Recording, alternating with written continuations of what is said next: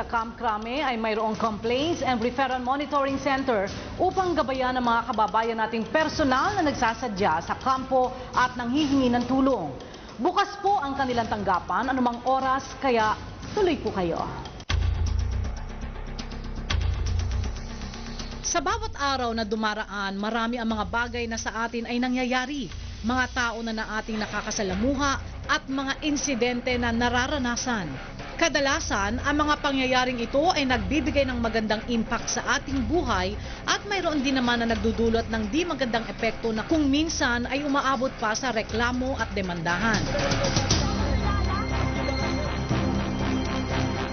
Kaya naman kung kayo ay may reklamo at sumbong, personal na magpunta sa Complaints and Referral Monitoring Center ng Police Community Relations Group sa Campo Crame upang mabigyan ng sapat at mabilis na aksyon. Ayon sa Memo Circular 2000-002 na siyang basihan ng pagkatatag ng CRMC, ang aming opisina, ay ito ang mga tungkulin. Tumanggap ng report o lahat ng klaseng reklamo mula sa publiko. Magbigay ng 24 oras kada araw na serbisyo upang tumanggap ng mga report o reklamo at matugunan ang mga ito. Idulog sa mga iba't ibang opisina ng pulisya o kaya ahensya ng gobyerno ang mga report o reklamong natanggap para sa agarang aksyon. Magbigay ng nararapat na payo at gabay sa mga kliyente tungkol sa kanilang report, reklamo o katanungan. At subaybayan ang progreso, estado o disposisyon sa mga idinulog na report o reklamo at magbigay ng resulta sa aming mga kliyente. Malinaw ang direktiba na ang Complaints and Referral Monitoring Center ay 24/7 na nagbibigay serbisyo sa komunidad sa pamamagitan ng pagtanggap ng iba't ibang request, reklamo at sumbong mula sa mamamayan na agad naman nilang nabibigyan ng aksyon sa pamamagitan ng referral sa concerned office o unit na may kinalaman sa kanilang mga request at hinaing. Paano ba ang proseso sa pagbibigay aksyon sa bawat reklamo at sumbong na kanilang natatanggap? Ini-interview ng ating desk officer ang complainant tungkol sa kanyang reklamo. Pangalawa ay pasulatin ang complainant sa complaint sheet o request form na meron sa amin. Pangatlo is reviewin ang complaint o request upang igawa ng referral.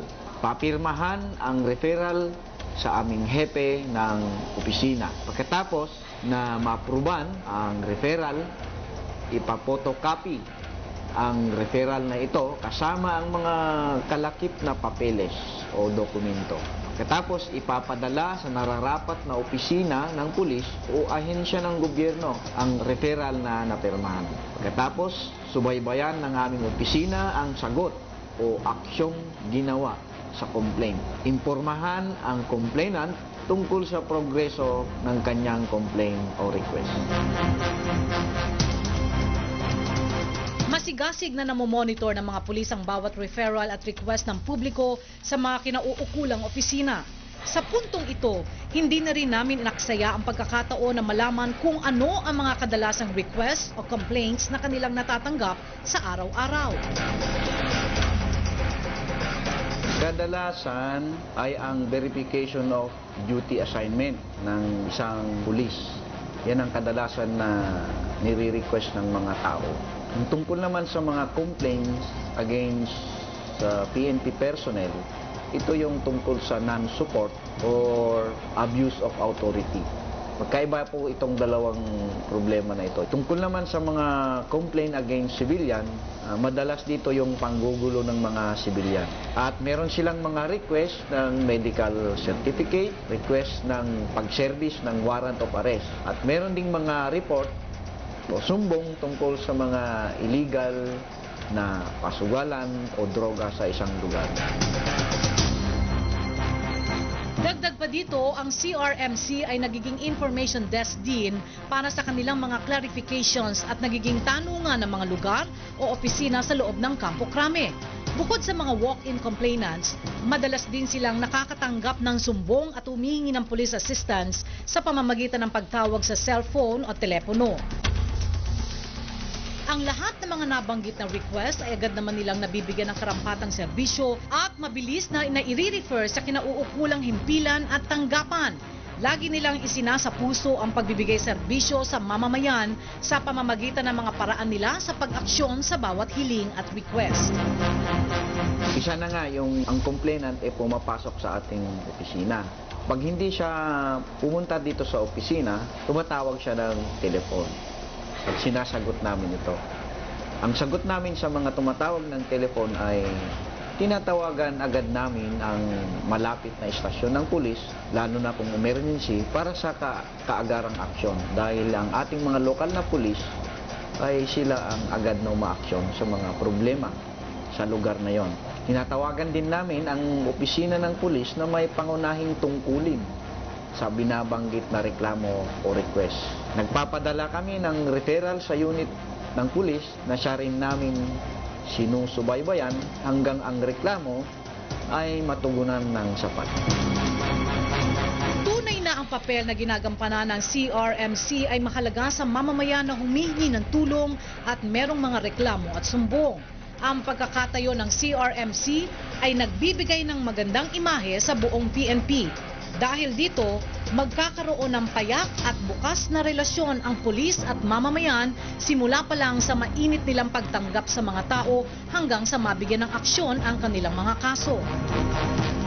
Kaya naman, laking pasasalamat at panawagan ni Police Superintendent Balakid sa mamamayan sa kanilang patuloy na pagtitiwala at suporta na ibinibigay sa buong hanay ng Philippine National Police. Para sa ating mga mamamayan o publiko, kung may nais po kayong ireklamo o isumbong, maaring pumunta lang po sa aming opisina dito sa CRMC Camp Crame, Quezon City, o maaring tumawag sa aming number 722-0650 o sa aming Police at Your Service hotline.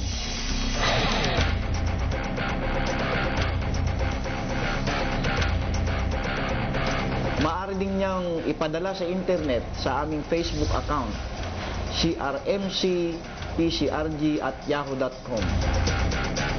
Makakaasa na ang PNP na patuloy sa pagbibigay ng sapat na aksyon sa mga reklamo at sumbong ng ating mga mamamayan.